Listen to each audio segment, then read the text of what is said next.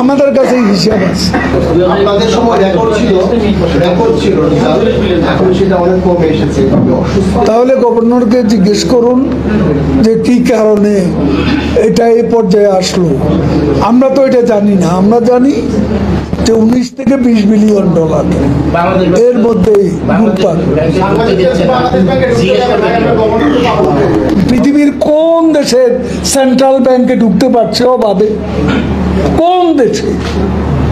ভারতের সেন্ট্রাল ব্যাংকে গিয়ে, ফেডারেল ব্যাংকে গিয়ে ঢুকতে পারছে কেউ? কেন ঢুকবে? সব ওয়েবসাইটে আছে, আপনার জানবার বিষয়।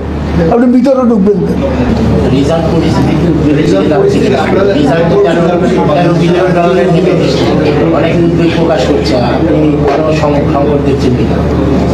কয় বিলিয়ন ডলার নিয়ে আমরা স্বাধীনতার পর যাত্রা শুরু করেছি।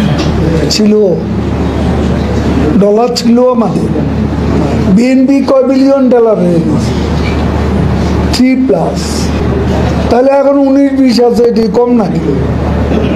আরো বাড়তেও পারে, কারণ আমাদের রপ্তানি, এখন আমাদের রপ্তানি আয় বাড়ছে, আমাদের রেমিটেন্সও বাড়ছে।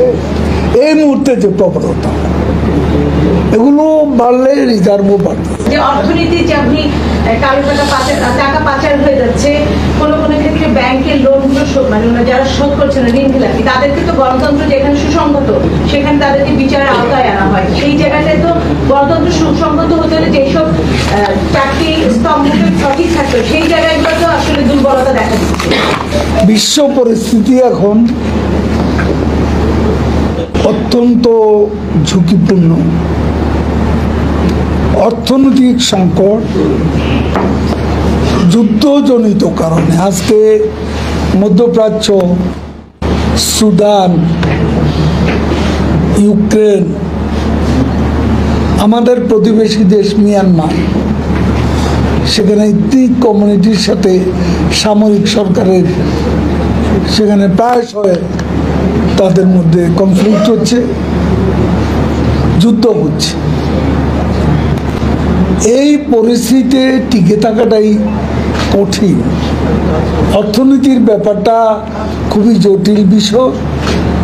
এখানে এই যে নতুন পরিস্থিতির সাথে অ্যাকোমোডেশন, অ্যাডজাস্টমেন্ট করা, এতে অনেক সময় ওঠানামা করতে পারে। তো সেটা স্থিতিতেও আসবে।